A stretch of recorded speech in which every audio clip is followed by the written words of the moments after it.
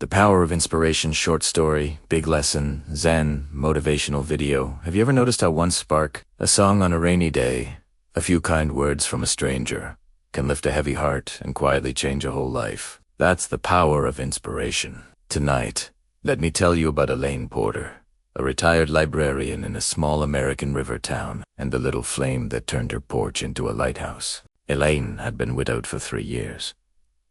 Her house sat 2 blocks from Main Street, where the barista knew your name and the hardware store still cut spare keys for free. On most mornings, Elaine brewed a modest pour-over, fed a stubborn tabby named Duke, and sat by the window watching joggers loop past the park. Everything looked ordinary, and that was the trouble. Ordinary had begun to feel hollow. One late afternoon, a thunderstorm rolled in fast. Elaine docked beneath the awning of Maney's Deli, groceries in one hand, memories in the other. Over the rain's drumming, she heard a young man playing guitar by the bus stop. His case was scuffed, his hoodie soaked, but his voice carried. Tomorrow might be hard, but your heart is a lamp. People hurried by. Elaine didn't.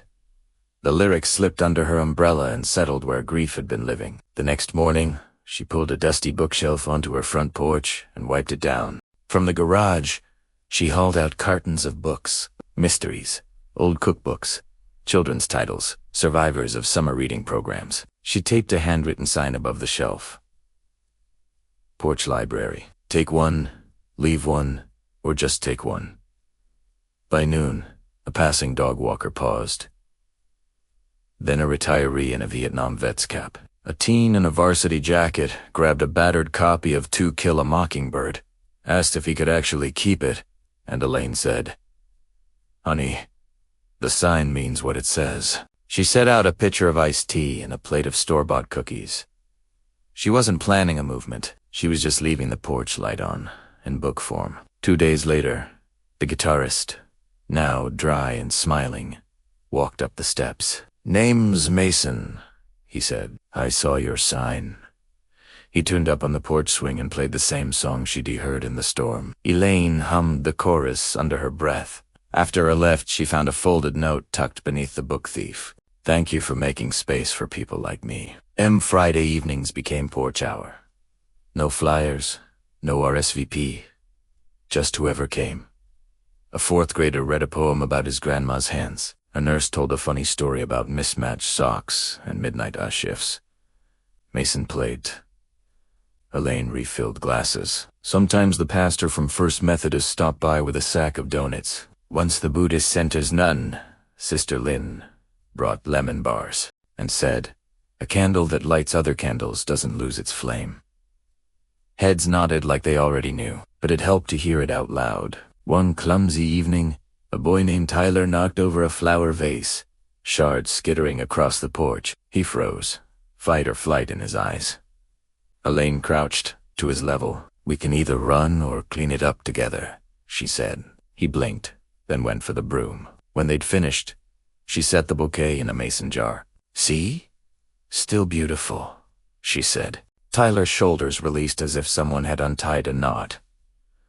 News drifted through town the way news does in towns like this. A barista donated punch cards for hot cocoa. The high school art club painted a small sign that read, "Rest, repeat." A city councilwoman offered to install a little free library box near the sidewalk. The porch became a landing zone for tired teachers, new parents, lonely retirees, restless teens, people who didn't need fixing so much as a place where no one asked them to be impressive.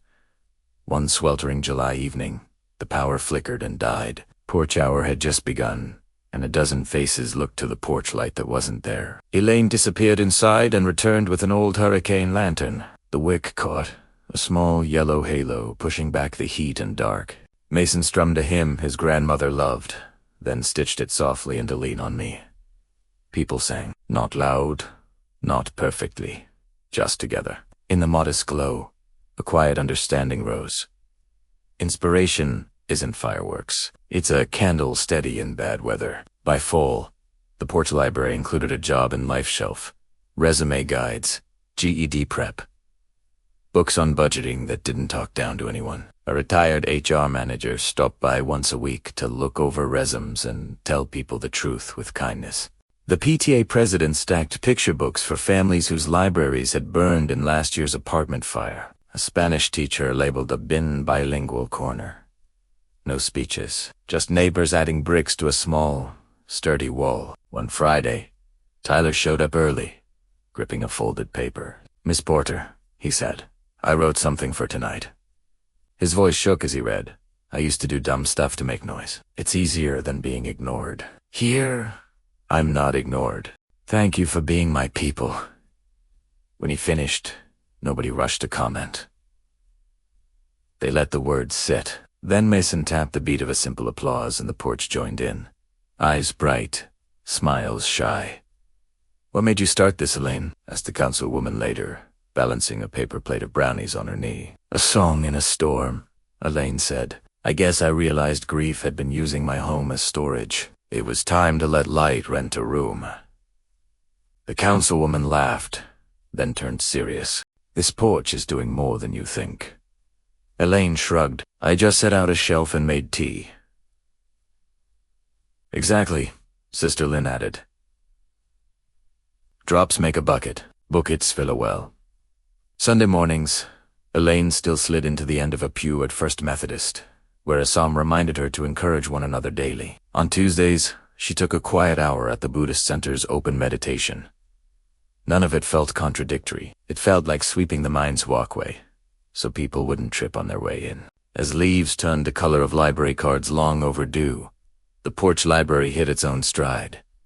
Nobody kept metrics, but the town felt mended in small ways. Arguments at McAllister's bar ended sooner. Teachers got surprise gift cards. A single dad found a used suit for job interviews, plus someone to hem the sleeves. Mesa started a beginner-esque guitar circle and taught the chorus that had found Elaine in the rain.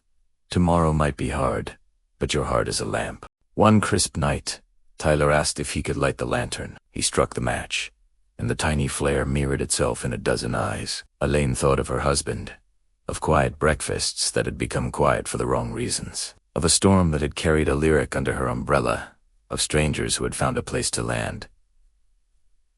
She realized the porch had never been hers alone. It belonged to whoever needed light.